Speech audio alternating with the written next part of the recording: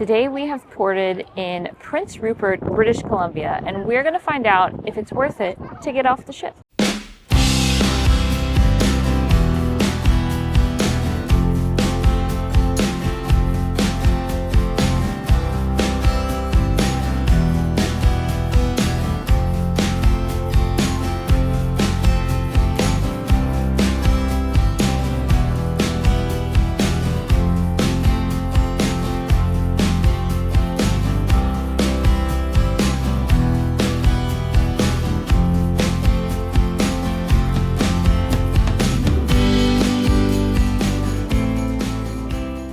So we've made it to Prince Rupert. We got the tender off of the boat.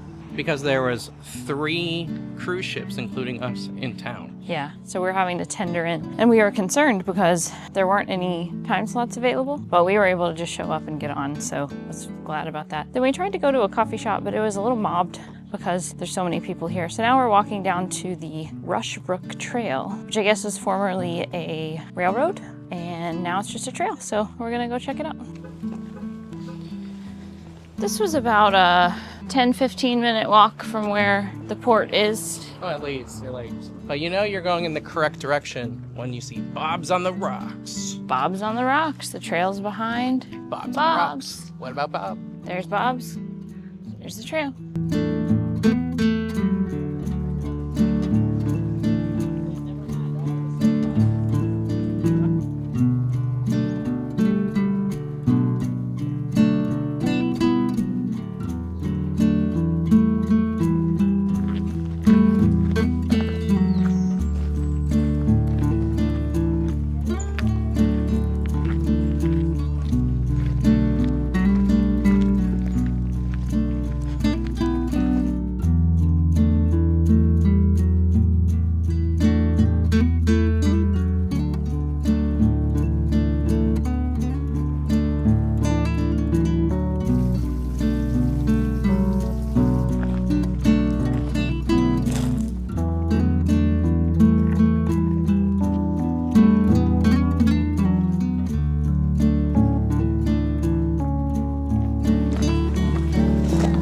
Reception. You can actually see some of the old railroad track over here.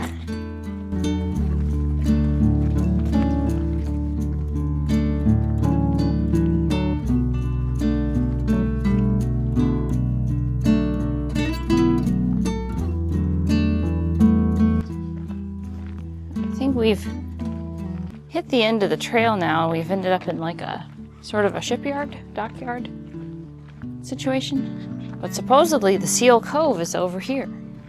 Well, I think the area is called Seal Cove because it said Seal Cove plant. Well, we gotta see some seals. I don't know if we can see seals. Oh, well, we're gonna walk over here and find out.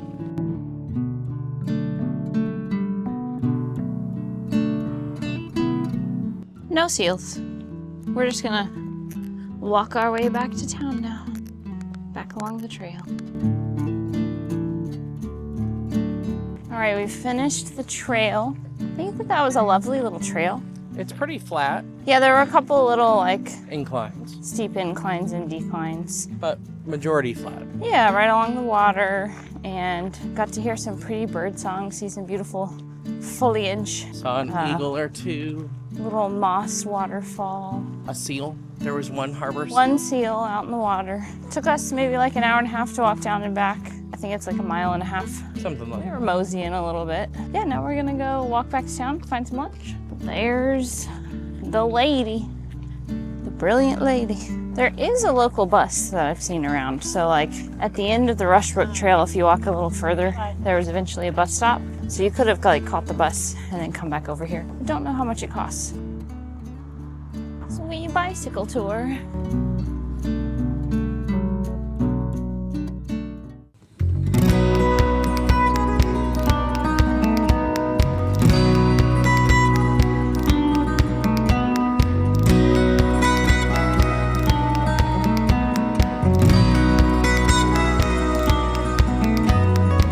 We are now at Cappuccino, which is a coffee shop near the port. We tried to come here earlier and it was just a little too busy, so we did our little walk and we came back. Anyway, I've gotten an iced mocha latte with oat milk.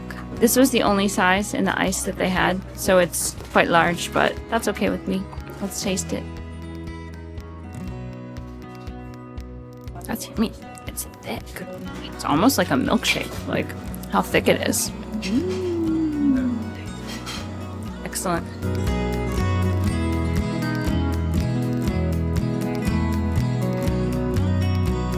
So we've stopped into Smiles Seafood, which is like right off of the harbor. We've actually found it really difficult to find a functioning food place so far because there's 3 cruise ships docked in port. And so I don't think the infrastructure of the town can handle that many people in town. So we've gone to like 2 or 3 places at this point, and luckily this place was available. We have ordered some halibut, fish and chips. We've ordered some poutine because we're in Canada, so we need some poutine. And then we ordered some New England, they called it Boston clam chowder, but it's New England clam chowder. I feel bad for the servers because it's like the restaurants have had like 1 or 2 servers. There's so many people trying to eat and like... There's lines out the door. I just feel bad for them. So what we've done is we have on our patient pants and we're being kind to each other because that's what we have to do when these things happen. And we got some coffee to help us out. Would you like some fries with your fries? Also, they ran out of the clam chowder. It's okay. Again, there's a lot of people in town. There's a little museum of sorts in this building that talks about the port. I think it's cool to walk around in there, learn a couple facts about where we are. And there's a restroom in there. So, good place to stop in.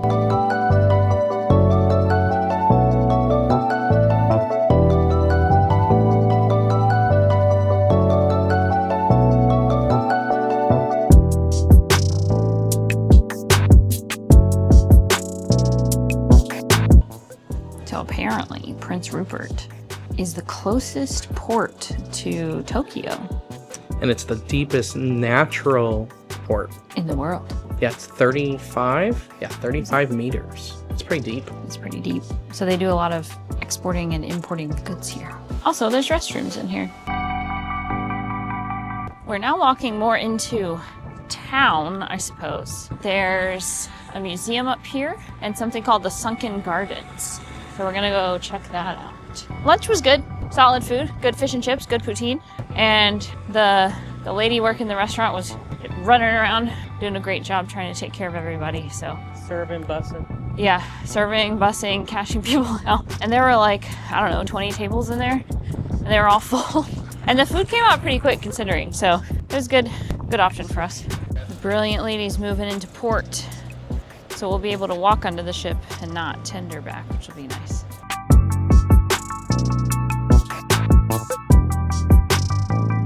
The entrance over here is very mysterious. It's like back behind a parking lot. There we go. That's better.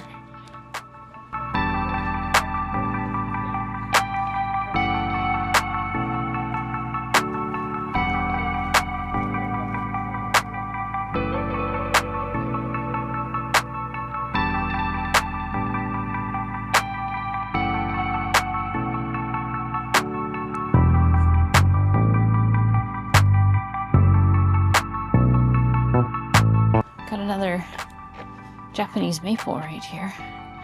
We had to climb the stairs to go up and around because their pathway inside is closed at the moment. That takes you up to the upper level. Well, let's walk over here, get the upper view.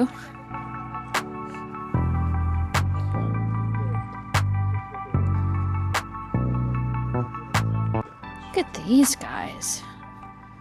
Purple leaves and yellow flowers, those are beautiful. Never seen those before.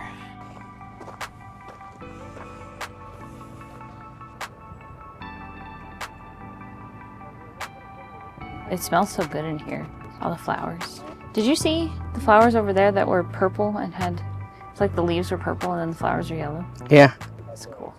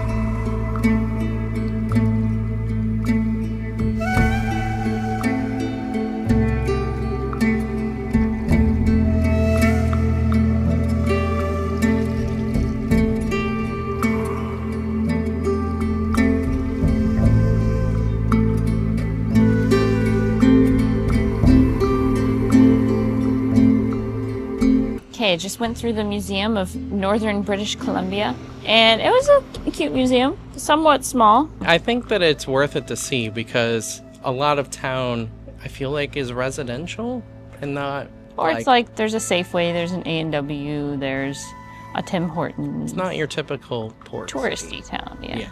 Now we are heading back down to the like waterway walkway, and we have to traverse some stairs and a bridge and more stairs. Oh. Yay. Love these.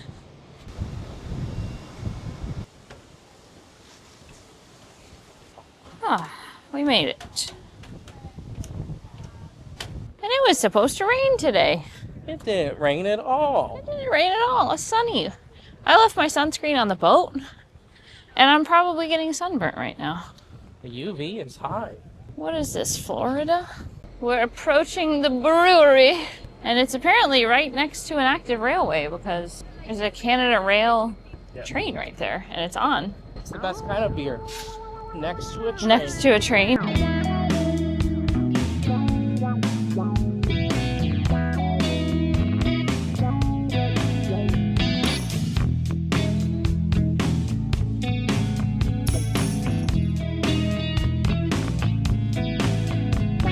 So we made our way down the promenade, down the harbor to Wheelhouse Brewing Company. And it's all nautical themed because it's right on the harbor. And we have gotten a flight because all of their beers sounded unique and tasty. The one that I'm excited for is Scurvy Ale, which is a spruce ale. I'm expecting it to taste like spruce trees. But we couldn't decide on our stuff. So Aubrey, remind me, what did we get? We got a plank. We're gonna walk the plank.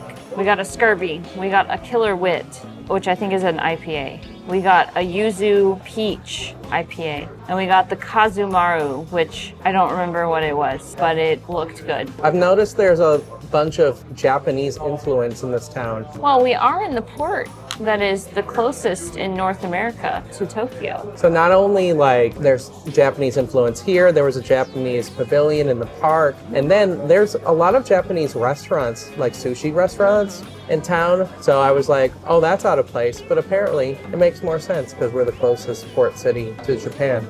Or to Tokyo. The pavilion in the park is because that boat washed up on shore here. And it was a guy's boat that went missing in Japan. And then the boat ended up over here. So it's like a memorial to him. Let's dig into our drinks. That's hot. Well, I tried my sour already, and it's quite sour. I'm not generally a fan of sour beers. Oh, it's good though, because it's like a pink lemonade. Yeah, it tastes like raspberry lemonade, but it doesn't have like any sweetness to it. I would drink that. Okay. I just did. Do you want to try your spruce ale? It's darker than I expected. Sprucey. Can't smell it. Does it taste piney? It's crisp. It's kind of like a pale ale. It's kind of like, maybe it has a little bit of hops in it, but it's more crisp. Yeah, crisp. Yeah, it's good. It has a lot of honey notes to it. A little nutty. Refreshing. Yeah, a little nutty. Not piney at all, actually. Next is the Killer Wit. I like this one because it had a whale on it.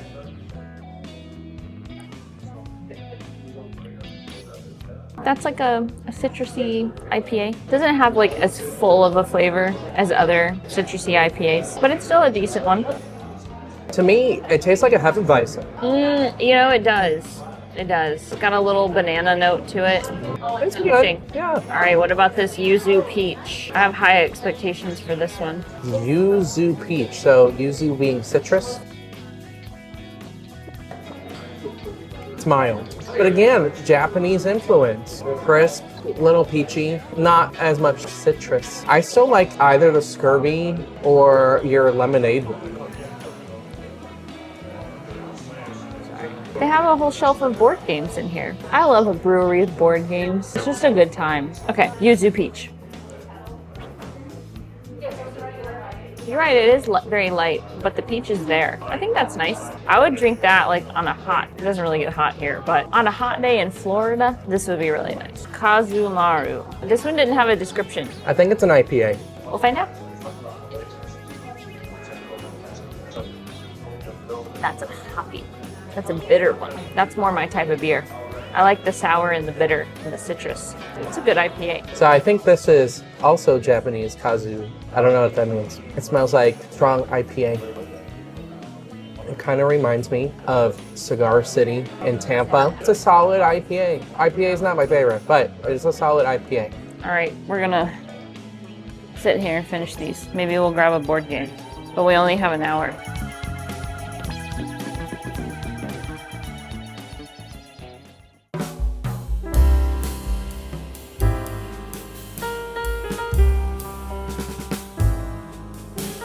So that is the end of our day here in Prince Rupert. And the question that we asked at the beginning was, is it worth it to get off the ship? And the answer is, I don't think there's much to see. I think if you're itching to get off and stretch your legs, I think if you're at like port, like you don't have to tender in, and you want to get out and just walk the waterfront, pop down to the brewery. The brewery, yes. If you want like a little nature walk down at the trail, I think that it's nice. But if you're looking for like shopping and restaurants and that kind of thing, then no, it's not worth it to get off here. The Sunken Garden is pretty, but it's small. It is, yeah. I honestly think the best part was the brewery.